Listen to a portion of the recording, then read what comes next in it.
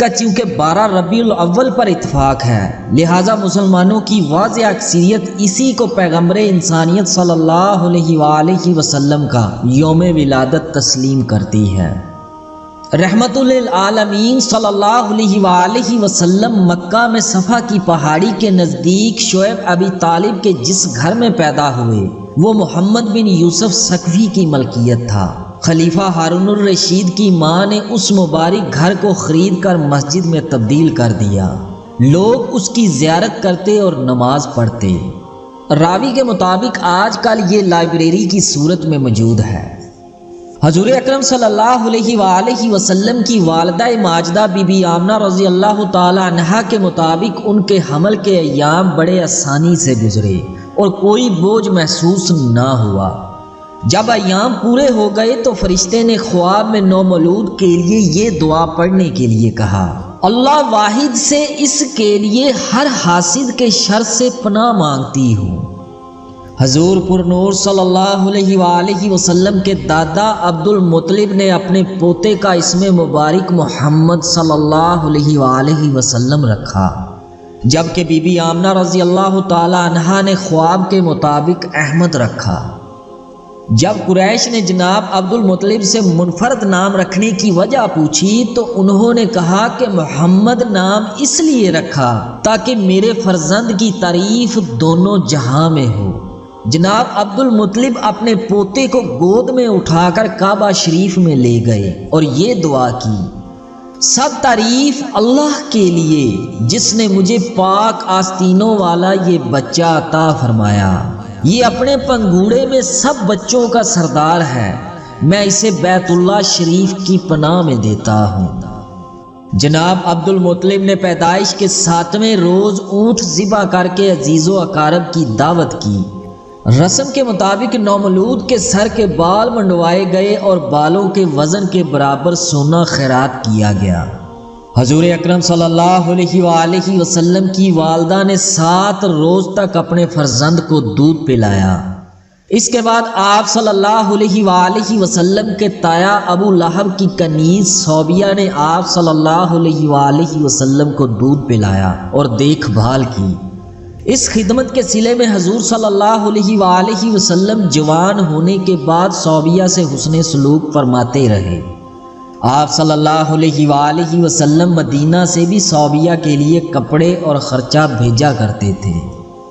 ناظرین گرامی، صوبیہ خاتون کے بارے میں بعض علماء اکرام کا خیال ہے کہ انہوں نے اسلام قبول نہیں کیا تھا، مگر بعض آپ کو صحابیات میں شمار کرتے ہیں، واللہ عالم بالصواب۔ مگر دوستو، جس ہستی کو انہوں نے دودھ پلایا وہ ہستی کائنات کی سب سے معتبر ہستی ہے۔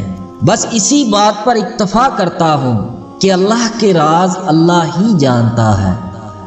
اللہ اپنے حبیب کے صدقے ان کے درجات کو بلند کرے، اور میری طرف سے جانے انجانے میں کوئی غلطی یا گستاخی ہوئی ہو تو اللہ تبارک و تعالی اپنی بے مثال رحمت کے سبب معاف فرمائے، آمین۔ ناظرین گرامی، بعض سیرت نگاروں نے حضور مکرم صلی اللہ علیہ وآلہ وسلم کی ولادت کے مبارک موقع پر رونما ہونے والے معجزات کا ذکر کیا ہے۔ بحیرہ ساوا یعنی تبریہ خشک ہو گیا، کسریٰ نے اپنی حکومت کی بربادی کا خواب دیکھا، ایران میں زلزلہ آیا جس سے قصر شاہی کے کنگورے گر گئے، صدیوں سے جلتا آتش کدہ بجھ گیا، ایک جھیل سوکھ گئی، صحرا میں ایک ندی نمودار ہو گئی۔ ایک گمنام شاعر کا یہ شعر ان معجزات کو یوں بیان کرتا ہے، گمسم تھی دو جہاں کی حقیقت میرے بغیر، گمسم تھی دو جہاں کی حقیقت میرے بغیر، میں آ گیا تو ارض و سما بولنے لگے۔ ابن کثیر رحمۃ اللہ علیہ حضرت ابن عباس رضی اللہ تعالیٰ عنہ سے روایت بیان کرتے ہیں کہ رسول مکرم صلی اللہ علیہ وآلہ وسلم کی ولادت 20 سوموار کے دن، بعثت 20 سوموار کے دن، مکہ سے ہجرت 20 سوموار کے دن، مدینہ میں تشریف آوری 20 سوموار کے دن اور رحلت 20 سوموار کے دن ہوئی۔ اللہ تبارک و تعالیٰ نے اپنے نبی صلی اللہ علیہ وآلہ وسلم کو یتیم اور غریب پیدا کیا۔ نبوت کا منصب ہمیشہ غربا کو ہی ملتا رہا۔ قریش کو ایک اعتراض یہ بھی تھا کہ رب نے کسی امیر اور دولت مند کو نبوت کے منصب سے سرفراز کیوں نہ کیا؟ ارشاد ربانی ہے، اور اللہ نے تم کو غریب پایا اور پھر غنی کر دیا۔ حضرت عبداللہ بن عباس رضی اللہ تعالیٰ عنہ سے روایت ہے، رسول اللہ صلی اللہ علیہ وآلہ وسلم نے فرمایا، اللہ تبارک و تعالیٰ نے خلق کی تخلیق فرمائی تو مجھے سب سے اچھے گروہ میں رکھا، پھر قبائل کو چنا تو مجھے سب سے اچھے قبیلے میں رکھا، پھر گھرانوں کو چنا تو مجھے سب سے اچھے گھرانے میں رکھا، لہٰذا میں اپنی ذات کے اعتبار سے بھی سب سے اچھا ہوں اور اپنے گھرانے کے اعتبار سے بھی سب سے ممتاز ہوں۔ عرب میں رواج تھا کہ نومولود بچوں کو بدوی عورتوں کے سپرد کر دیا جاتا تھا تاکہ بچہ صحرا کی کھلی اور صاف ہوا میں پرورش پائے، نیز اس کی زبان فصیح اور جسم مضبوط ہو، نیز وہ اس قابل ہو جائے کہ مصائب و تکالیف کا صبر و تحمل سے مقابلہ کر سکے۔ آپ صلی اللہ علیہ وآلہ وسلم کی ولادت باسعادت کے موقع پر بھی چند بدوی عورتیں بچوں کو گود لینے کے لیے مکہ آئیں۔ قبیلہ بنو سعد کی حلیمہ سعدیہ رضی اللہ تعالی عنہا کی گدھی چونکہ کمزور تھی لہٰذا وہ تاخیر سے پہنچی۔ اس دوران بدوی عورتوں نے امیروں کے بچوں کو گود لے لیا تھا۔ رسول خدا صلی اللہ علیہ وآلہ وسلم کو یتیمی کی وجہ سے کسی نے گود نہ لیا تو حلیمہ سعدیہ رضی اللہ تعالی عنہا نے آپ صلی اللہ علیہ وآلہ وسلم کو گود لے لیا۔ حضرت آمنہ رضی اللہ تعالی عنہا نے حضرت محمد صلی اللہ علیہ وآلہ وسلم کو بی بی حلیمہ کے سپرد کرتے وقت اشعار پڑھے جن کا ترجمہ یہ ہے، میں خدائے ذوالجلال سے پناہ مانگتی ہوں اس برائی سے جو پہاڑوں کے اوپر سے گزرتی ہے، تاکہ میں اس بچے کو حلال روزی کا حامل دیکھوں اور اپنے قرابت داروں کے ساتھ نیکی کرتا پاؤں اور دوسرے عوام الناس کے ساتھ بھی۔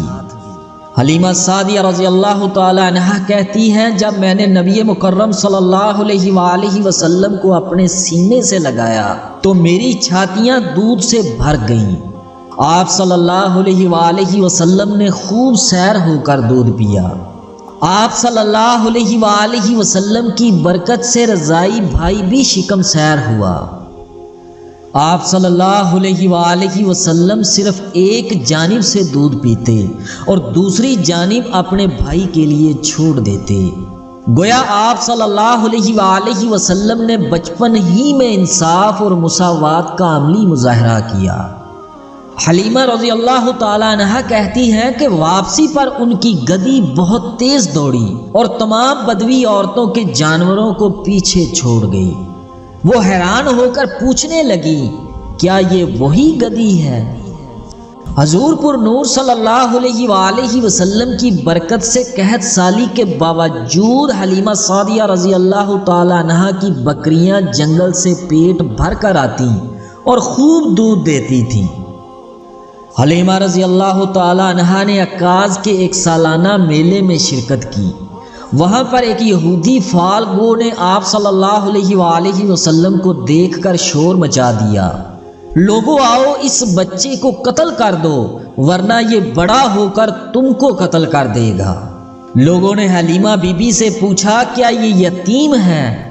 حلیمہ رضی اللہ تعالی عنہا نے کہا، نہیں، یہ میرا بچہ ہے اور اس کا باپ حارث یعنی حلیمہ کا خاوند ہے۔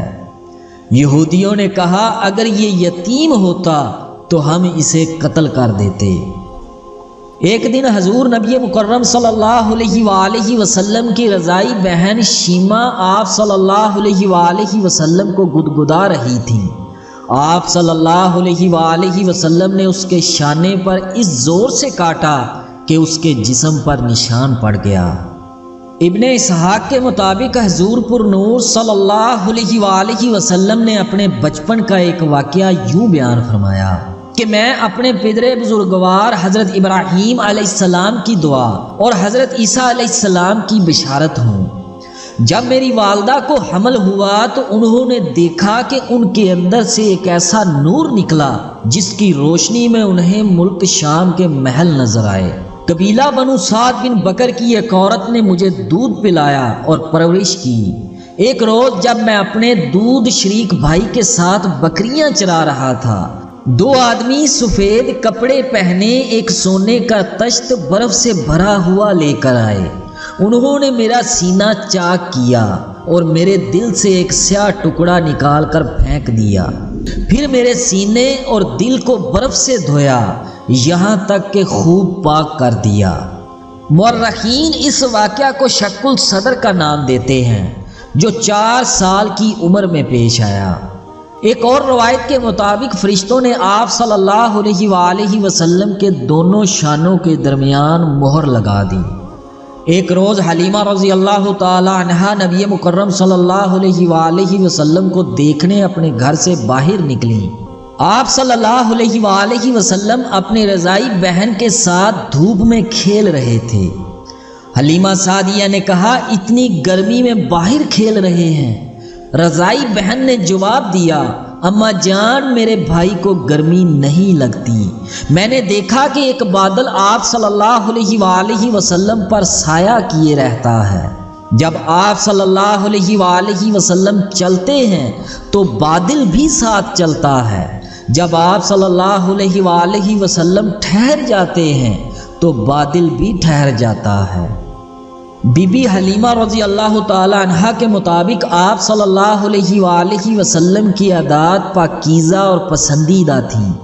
آپ صلی اللہ علیہ وآلہ وسلم نہ تو روتے تھے اور نہ ہی شرارت کرتے، فضول کاموں اور کھیلوں سے پرہیز کرتے تھے۔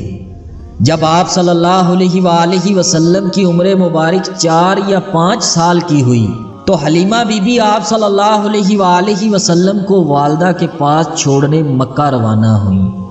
حضور اکرم صلی اللہ علیہ وآلہ وسلم کی والدہ اپنے لختے جگر کو تندرست اور توانا دیکھ کر بہت خوش ہوئیں اور آپ صلی اللہ علیہ وآلہ وسلم کو خوب لاڈ پیار کیا۔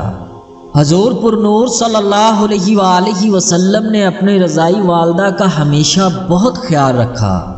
حضرت خدیجہ رضی اللہ تعالی عنہا سے نکاح کے بعد حلیمہ بی بی جب مکہ آئیں اور خشک سالی کی وجہ سے غربت کی شکایت کی تو آپ صلی اللہ علیہ وآلہ وسلم نے حضرت خدیجہ رضی اللہ تعالی عنہا سے امداد کی سفارش کی تو انہوں نے 20 بکریاں اور 1 اونٹ دے کر رخصت کیا۔ ابن سعد کے مطابق حلیمہ سعدیہ رضی اللہ تعالی عنہا یوم حنین کے موقع پر حضور اکرم صلی اللہ علیہ وآلہ وسلم کے پاس تشریف لائیں۔ آپ صلی اللہ علیہ وآلہ وسلم ان کو دیکھتے ہی اٹھ کھڑے ہوئے اور میری ماں پکارنے لگے۔ آپ صلی اللہ علیہ وآلہ وسلم نے اپنی چادر مبارک زمین پر بچھا دی اور اس پر اپنی رضائی ماں کو بٹھایا، ان کی بات بڑے غور سے سنی اور حاجت پوری کی۔ فتح مکہ کے موقع پر حلیمہ سعدیہ رضی اللہ تعالی عنہا کی بہن آپ صلی اللہ علیہ وآلہ وسلم کی خدمت میں حاضر ہوئیں۔ آپ صلی اللہ علیہ وآلہ وسلم نے اپنے رضائی ماں کے بارے میں دریافت کیا۔ جب آپ صلی اللہ علیہ وآلہ وسلم کو علم ہوا کہ وہ فوت ہو چکی ہیں تو آپ صلی اللہ علیہ وآلہ وسلم کی آنکھوں میں آنسو آ گئے۔ آپ صلی اللہ علیہ وآلہ وسلم نے اپنے رضائی خالہ کو لباس، سواری کا جانور اور کچھ درہم دے کر رخصت کیا۔ آپ صلی اللہ علیہ وآلہ وسلم کی رضائی بہن شیمہ غزوہ حنین کے قیدیوں میں شامل تھیں۔ جب آپ صلی اللہ علیہ وآلہ وسلم کی خدمت میں حاضر ہوئیں تو آپ صلی اللہ علیہ وآلہ وسلم نے اس کی عزت کے لیے اپنی چادر بچھا دی اور اسے اپنے ہاں قیام کرنے کی پیشکش کی۔ شیمہ نے اسلام قبول کر لیا اور اپنی قوم کے پاس جانے کی خواہش کی۔ آپ صلی اللہ علیہ وآلہ وسلم نے اپنی رضائی بہن کو غلام، لونڈی اور بکریاں دے کر رخصت کیا اور اس کی وجہ سے بنو سعد کے قیدیوں کو رہا کر دیا۔ قرآن پاک میں اللہ تبارک و تعالیٰ نے ارشاد فرمایا، اور ہم نے انسان کو تاکید کی کہ وہ اپنے ماں باپ کے ساتھ نیکی کرے۔ اس ماں نے اس کو تکلیف کے ساتھ پیٹ میں رکھا اور تکلیف کے ساتھ جنا۔ پیٹ میں رکھنا اور دودھ پلا کر چھڑانا 30 مہینے ہے، یعنی بڑا عرصہ ہے۔ ایک صحابی رضی اللہ تعالی عنہ نے نبی مکرم صلی اللہ علیہ وآلہ وسلم سے دریافت کیا، یا رسول اللہ صلی اللہ علیہ وآلہ وسلم، سب سے زیادہ میرے حسن سلوک کا مستحق کون ہے؟ نبی مکرم صلی اللہ علیہ وآلہ وسلم نے فرمایا تیری ماں۔ پھر پوچھا اس کے بعد کون؟ آپ صلی اللہ علیہ وآلہ وسلم نے فرمایا تیری ماں۔ آپ صلی اللہ علیہ وآلہ وسلم نے 3 بار یہی جواب دیا۔ چوتھی بار صحابی رسول صلی اللہ علیہ وآلہ وسلم نے دوبارہ پوچھا تو آپ صلی اللہ علیہ وآلہ وسلم نے فرمایا تیرا باپ۔ حضرت ابو ہریرہ رضی اللہ تعالیٰ عنہ کی روایت کے مطابق حضور پر نور صلی اللہ علیہ وآلہ وسلم نے فرمایا اس شخص کی ناک خاک آلود ہو، پھر فرمایا اس کی ناک خاک آلود ہو، پھر فرمایا اس کی ناک خاک آلود ہو۔ صحابہ رضی اللہ عنہم نے عرض کیا یا رسول اللہ صلی اللہ علیہ وآلہ وسلم کس کی؟ آپ صلی اللہ علیہ وآلہ وسلم نے فرمایا جس نے اپنے والدین میں سے ایک کو یا دونوں کو بڑھاپے میں پایا اور پھر ان کی خدمت کر کے جنت میں داخل نہ ہوا۔ آپ صلی اللہ علیہ وآلہ وسلم کی والدہ نے اپنے لال کی تربیت بڑی محبت اور شفقت سے کی۔ جب آپ صلی اللہ علیہ وآلہ وسلم گھر آتے، والدہ آپ صلی اللہ علیہ وآلہ وسلم کے ہاتھ پاؤں دھوتی اور کھانا کھلاتی۔ ایمن رضی اللہ تعالی عنہ کا بیان ہے کہ آپ صلی اللہ علیہ وآلہ وسلم نے کبھی بھوک یا پیاس کی شکایت نہیں کی۔ آپ صلی اللہ علیہ وآلہ وسلم صبح آب زمزم نوش فرما لیتے اور پھر سارا دن کوئی چیز طلب نہ فرماتے۔ اکثر ایسا ہوتا کہ ناشتہ تیار کر کے سامنے رکھ دیا جاتا، مگر آپ صلی اللہ علیہ وآلہ وسلم فرما دیتے کہ مجھے طلب نہیں ہے۔ حضور پر نور صلی اللہ علیہ وآلہ وسلم 6 سال کے ہوئے تو ان کی والدہ نے آپ صلی اللہ علیہ وآلہ وسلم کو ننہال سے ملاقات کروانے اور والد کی قبر دکھانے کے لیے یثرب یعنی مدینے کے سفر کا ارادہ کیا۔ اس سفر کے دوران ایمن رضی اللہ تعالی عنہ بھی ہمراہ تھیں۔ یثرب پہنچ کر حضرت آمنہ رضی اللہ تعالی عنہ نے بنو عدی بن النجار کے ہاں قیام کیا۔ آپ صلی اللہ علیہ وآلہ وسلم کی دادی سلمہ بھی اس خاندان سے تعلق رکھتی تھیں۔ حضرت آمنہ رضی اللہ تعالی عنہا نے اپنے جگر گوشے کے ہمراہ اپنے خاوند کی قبر پر حاضری دی۔ مدینہ میں قیام کے دوران آپ صلی اللہ علیہ وآلہ وسلم نے گھر کے قریب تالاب میں تیراکی سیکھی۔ آپ صلی اللہ علیہ وآلہ وسلم بچوں کے ساتھ کھیلتے اور درختوں پر بیٹھے پرندے اڑاتے۔ حضور اکرم صلی اللہ علیہ وآلہ وسلم نے اپنی والدہ کی گھریلو زندگی کے بارے میں بتایا کہ آپ صلی اللہ علیہ وآلہ وسلم کی والدہ سوکھا گوشت کھاتی تھیں، نیز کفایت شعاری کی وجہ سے قربانی اور تحفے میں ملنے والے گوشت کو محفوظ کر لیتی تھیں۔ مدینہ میں 1 ماہ قیام کے بعد حضرت آمنہ رضی اللہ تعالی عنہا مکہ واپس لوٹیں تو راستے میں بیمار ہو کر مدینہ اور مکہ کے درمیان ابوا کے مقام پر اپنے لخت جگر سے بچھڑ گئے۔ آپ صلی اللہ علیہ وآلہ وسلم کے لیے ماں کی جدائی کا صدمہ ناقابل برداشت تھا۔ آپ صلی اللہ علیہ وآلہ وسلم اپنی والدہ سے لپٹ گئے اور روتے ہوئے کہا، ماں آپ جواب کیوں نہیں دیتی؟ یہ جذباتی کیفیت والدہ کی قبر پر بھی طاری رہی اور قبر کے قریب بیٹھ کر بلند آواز میں پکارا، ماں آپ گھر کیوں نہیں چلتی؟ کیا آپ کو معلوم نہیں کہ میرا آپ کے سوا کوئی نہیں ہے؟ ایمن رضی اللہ تعالی عنہ آپ صلی اللہ علیہ وآلہ وسلم کو ساتھ لے کر جناب عبد المطلب کے پاس پہنچی۔ وہ حضرت آمنہ رضی اللہ تعالی عنہ کی وفات کی خبر سن کر بڑے رنجیدہ ہوئے۔ آپ صلی اللہ علیہ وآلہ وسلم کے دادا اور پھوپھیوں نے آپ صلی اللہ علیہ وآلہ وسلم کو دلاسا دیا اور غم کی کیفیت سے نکالنے کی مروجہ تدابیر اختیار کی۔ جناب عبد المطلب نے خصوصی شفقت کا مظاہرہ کیا۔ وہ آپ صلی اللہ علیہ وآلہ وسلم کے بغیر کھانا نہیں کھاتے تھے، اور آپ صلی اللہ علیہ وآلہ وسلم بلا روک ٹوک اپنے دادا کے پاس آ جاتے۔ مورخین کے مطابق جناب عبد المطلب کے لیے کعبہ کی دیوار کے پاس مسند بچھائی جاتی تھی جس پر قریش کے بزرگ بیٹھتے تھے۔ جناب عبد المطلب اپنے عظیم پوتے کو اپنے ساتھ لے جاتے اور مسند پر بٹھاتے۔ جب کوئی شخص آپ صلی اللہ علیہ وآلہ وسلم کو اٹھانے کی کوشش کرتا تو جناب عبد المطلب کہتے، میرے بیٹے کو بیٹھنے دو، اس کی شان ہی کچھ اور ہے، وہ اتنا بلند مرتبہ اور اعلیٰ مقام پائے گا کہ کسی عربی کو نہ پہلے ملا نہ بعد میں ملے گا۔ جناب عبد المطلب ام ایمن رضی اللہ تعالی عنہا کو تاکید کرتے کہ وہ ایک پل بھی آپ صلی اللہ علیہ وآلہ وسلم سے غافل نہ ہونے پائے۔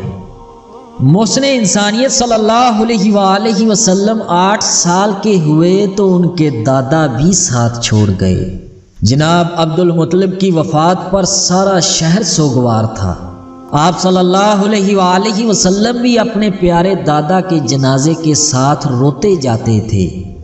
یہ قدرت کا کرشمہ ہے کہ آپ صلی اللہ علیہ وآلہ وسلم ابھی ماں کے پیٹ میں تھے کہ باپ کی شفقت سے محروم ہو گئے۔ 6 برس کے ہوئے تو والدہ بچھڑ گئیں، 8 برس کے ہوئے تو دادا کے مہربان سائے سے محروم ہو گئے۔ اللہ تبارک و تعالیٰ نے اپنے محبوب کی کیفیت کو قرآن کریم میں بیان فرمایا، اے حبیب، کیا اس نے آپ کو یتیم نہیں پایا، پھر اس نے آپ کو معزز مکرم ٹھکانہ دیا۔ ام ایمن رضی اللہ تعالی عنہا نے آپ صلی اللہ علیہ وآلہ وسلم کو بچپن میں کھلایا اور پلایا اور خدمت کا بے مثال حق ادا کیا۔ وہ ہمیشہ آپ صلی اللہ علیہ وآلہ وسلم سے بڑی شفقت سے پیش آتی۔ یہی ایک تحفہ تھا جو آپ صلی اللہ علیہ وآلہ وسلم کو اپنے والدین کی جانب سے ملا تھا۔ حضرت ام ایمن رضی اللہ تعالی عنہ کافی عرصہ آپ صلی اللہ علیہ وآلہ وسلم کی خدمت کرتی رہیں۔ آپ صلی اللہ علیہ وآلہ وسلم ام ایمن رضی اللہ تعالی عنہ کی بڑی عزت کرتے اور میری ماں کہہ کر یاد فرماتے۔ حضرت خدیجہ رضی اللہ تعالی عنہ کے ساتھ نکاح کے بعد آپ صلی اللہ علیہ وآلہ وسلم نے ام ایمن رضی اللہ تعالی عنہ کو آزاد کر دیا۔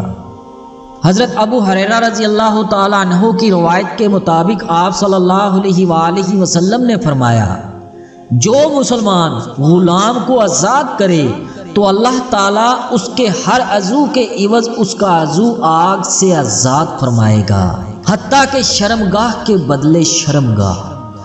حضرت ام ایمن رضی اللہ تعالی عنہ کا نکاح حضرت زید رضی اللہ تعالی عنہ بن حارثہ سے ہوا۔ اس نکاح کے بعد اسامہ بن زید رضی اللہ تعالی عنہ پیدا ہوئے۔ ایک حدیث کے مطابق حضور پر نور صلی اللہ علیہ وآلہ وسلم نے شام پر حملے کے لیے اسلامی فوج کا ایک دستہ روانہ فرمایا اور اسامہ بن زید رضی اللہ تعالی عنہ بن حارثہ کو لشکر کا امیر مقرر کیا۔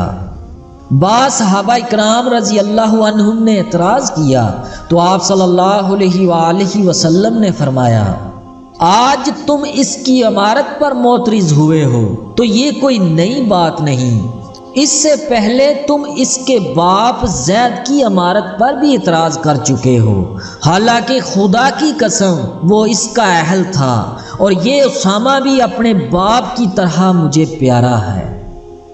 حضور اکرم صلی اللہ علیہ وآلہ وسلم نے اپنے عمل سے غلام اور آقا، حسب و نسب، گورے اور کالے کے امتیاز کو ختم کر دیا اور انسانیت کی بنیاد رکھ دی تھی۔ جناب عبد المطلب کی وصیت کے مطابق جناب ابو طالب نبی مکرم صلی اللہ علیہ وآلہ وسلم کے نگران بنے۔ ابو طالب آپ صلی اللہ علیہ وآلہ وسلم کے والد کے سگے بھائی تھے۔ وہ عیالدار اور معاشی لحاظ سے تنگ دست تھے، جبکہ آپ صلی اللہ علیہ وآلہ وسلم کے دوسرے چچا مالدار تھے۔ اس کے باوجود جناب ابو طالب کو نگران مقرر کرنا آپ صلی اللہ علیہ وآلہ وسلم کے ساتھ دادا کی محبت کا منہ بولتا ثبوت ہے۔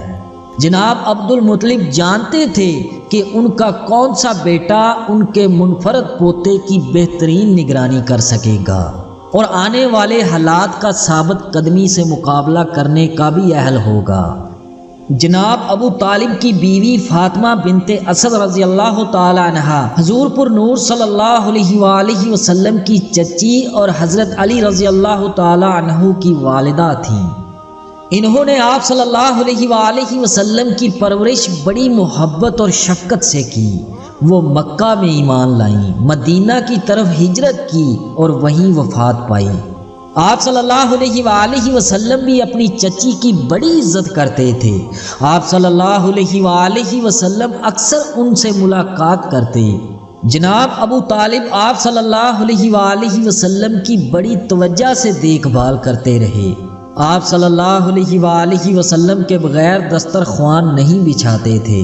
جب آپ صلی اللہ علیہ وآلہ وسلم کھانے میں شریک ہوتے تو سب خوب سیر ہو کر کھاتے۔ جناب ابو طالب آپ صلی اللہ علیہ وآلہ وسلم کے مبارک ہونے کا اکثر اعتراف کرتے۔ انہوں نے ایک یتیم کی محبت سے پرورش کر کے اللہ تبارک و تعالیٰ کی خوشنودی حاصل کی۔ اللہ تبارک و تعالیٰ ان کے درجات کو بلند کرے، آمین۔ ایک حدیث کے مطابق حضور پر نور صلی اللہ علیہ وآلہ وسلم نے اپنی انگشت شہادت اور بیچ کی انگلی کو ملا کر فرمایا کہ میں اور یتیم کی کفالت کرنے والا دونوں جنت میں اس طرح داخل ہوں گے۔ حضرت ابو ہریرہ رضی اللہ تعالی عنہ سے روایت ہے کہ حضور اکرم صلی اللہ علیہ وآلہ وسلم نے فرمایا، مسلمانوں میں سے سب سے بہتر وہ گھر ہے جس میں کوئی یتیم ہو اور اس کے ساتھ عمدہ سلوک کیا جاتا ہو، اور بدترین مسلمان گھر وہ ہے جہاں کوئی یتیم ہو اور اس کے ساتھ برا برتاؤ کیا جاتا ہو۔ قرآن کریم میں رب تعالیٰ نے ارشاد فرمایا، ماں باپ، قرابت والوں، یتیموں اور رشتہ داروں، ہمسایوں اور اجنبی ہمسایوں اور قریبی رفقا اور مسافروں اور جو لوگ تمہارے قبضے میں ہوں سب کے ساتھ احسان کرو۔ اللہ تمہیں ہدایت کرتا ہے کہ یتیموں کے ساتھ انصاف پر قائم رہو، اور جو بھلائی تم کرو گے وہ اللہ کے علم سے چھپی نہ رہ جائے گی۔ کیا آپ نے اس شخص کو دیکھا جو دین کو جھٹلاتا ہے؟ تو یہ وہ شخص ہے جو یتیم کو دھکے دیتا ہے اور محتاج کو کھانا کھلانے کی ترغیب نہیں دیتا۔ محمد ابن اسحاق کہتے ہیں کہ ایک قیافہ شناس مکہ آیا۔ قریش اپنے بچوں کو لے کر اس کے پاس پہنچے۔ جناب ابو طالب بھی حضور نبی کریم صلی اللہ علیہ وآلہ وسلم سمیت اپنے بچوں کو قیافہ شناس کے پاس لائے تاکہ بچوں کے مستقبل کے بارے میں دریافت کریں۔ اس شخص نے نبی مکرم صلی اللہ علیہ وآلہ وسلم کو ایک نظر دیکھا اور پھر کسی کام میں مصروف ہو گیا۔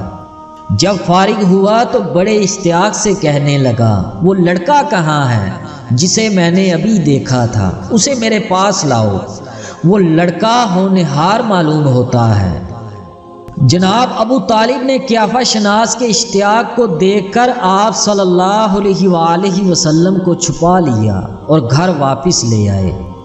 جناب ابو طالب نے تجارت کی غرض سے شام کے سفر کا ارادہ کیا تو آپ صلی اللہ علیہ وآلہ وسلم نے اپنے چچا سے کہا، آخر آپ مجھے کس کے حوالے کر کے سفر پر جا رہے ہیں؟ میرے ابا جان میری دیکھ بھال کے لیے اس دنیا میں نہیں رہے اور نہ ہی میری والدہ اس دنیا میں زندہ ہیں۔ جناب ابو طالب نے بھتیجے کا اصرار دیکھا تو انہیں اپنے ساتھ قافلے میں شامل کر لیا۔ جب یہ قافلہ شام کی سرحد پر بصرہ پہنچا تو بحیرہ نامی ایک راہب نے اس قافلے کے شرکا کو دیکھ کر انہیں کھانے کی دعوت دی۔ حالانکہ پہلے بھی قافلے یہاں سے گزرتے تھے، مگر علم نصرانیت کے ماہر بحیرہ نے کبھی دعوت کا اہتمام نہ کیا تھا۔ بحیرہ نے دیکھا کہ اس قافلے میں ایک ایسا شخص بھی شامل ہے جس پر بادل سایہ کرتا ہے، اور جب آپ صلی اللہ علیہ وآلہ وسلم جگہ کی قلت کی وجہ سے درخت سے ذرا ہٹ کر تشریف فرما ہوئے تو درخت کی ٹہنیاں جھک کر سایہ کرنے لگیں۔ دعوت شروع ہوئی تو بحیرہ کو سید البشر صلی اللہ علیہ وآلہ وسلم نظر نہ آئے۔ اس نے پوچھا آپ کے قافلے کا ایک بشر موجود نہیں؟ قریش نے کہا ایک نوعمر بچہ سامان کی نگرانی کے لیے چھوڑ آئے ہیں۔ بحیرہ کے اصرار پر آپ صلی اللہ علیہ وآلہ وسلم کو بھی دعوت میں شریک کیا گیا۔ بحیرہ بڑے غور سے آپ صلی اللہ علیہ وآلہ وسلم کو دیکھتا رہا۔ جب دعوت ختم ہوئی تو بحیرہ نے آپ صلی اللہ علیہ وآلہ وسلم سے لات و عزا کا نام لے کر مخاطب ہوا۔ آپ صلی اللہ علیہ وآلہ وسلم نے فرمایا مجھے لات اور عزا کا واسطہ نہ دو، کیونکہ میرا ان سے کوئی تعلق نہیں۔ جب بحیرہ نے حضور نبی کریم صلی اللہ علیہ وآلہ وسلم کے بارے میں تمام معلومات حاصل کر لی تو اس نے پیشن گوئی کی کہ آپ صلی اللہ علیہ وآلہ وسلم نبوت سے سرفراز ہوں گے۔ بحیرہ نے جناب ابو طالب کو مشورہ دیا کہ وہ آپ صلی اللہ علیہ وآلہ وسلم کو مکہ واپس لے جائیں تاکہ آپ صلی اللہ علیہ وآلہ وسلم یہودیوں سے محفوظ رہیں۔ بحیرہ عرب کا معروف راہب تھا جس کی باتوں پر اعتبار کیا جاتا تھا، لہذا جناب ابو طالب آپ صلی اللہ علیہ وآلہ وسلم کو مکہ واپس لے آئے۔ آپ صلی اللہ علیہ وآلہ وسلم کی شخصیت جناب ابو طالب کے گھرانے کے لیے بڑی بابرکت ثابت ہوئی۔ اگرچہ ان کی معاشی حالت کمزور تھی، اس کے باوجود گھر کا نظم و نسق عزت و آبرو کے ساتھ چلتا رہا۔ حضور اکرم صلی اللہ علیہ وآلہ وسلم نے لڑکپن کا زمانہ بھی بڑی آبرومندی کے ساتھ گزارا اور اپنے چچا سے کبھی کوئی فرمائش نہ کی۔ آپ صلی اللہ علیہ وآلہ وسلم بھیڑوں کا دودھ پی کر گزارا کرتے۔ آپ صلی اللہ علیہ وآلہ وسلم جب رات سونے کے بعد صبح اٹھتے تو چہرے پر تازگی، رونق اور آب و تاب ہوتی اور آنکھیں صاف اور نکھری ہوتی۔ اللہ تبارک و تعالی نے آپ صلی اللہ علیہ وآلہ وسلم کو رسالت و نبوت سے نوازنا تھا، لہٰذا آپ صلی اللہ علیہ وآلہ وسلم کی تربیت اور پرورش خاص انداز میں ہوئی۔ اللہ تعالیٰ نے ہر قدم پر اپنے حبیب صلی اللہ علیہ وآلہ وسلم کی حفاظت اور رہنمائی فرمائی۔ آپ صلی اللہ علیہ وآلہ وسلم اپنی قوم کی کسی مشرکانہ تقریب میں شامل نہ ہوئے۔ آپ صلی اللہ علیہ وآلہ وسلم کا بچپن، لڑکپن اور جوانی نہایت پاک بازی اور راست بازی میں گزری اور اپنے قبیلے میں صادق اور امین کی حیثیت سے جانے اور پہچانے گئے۔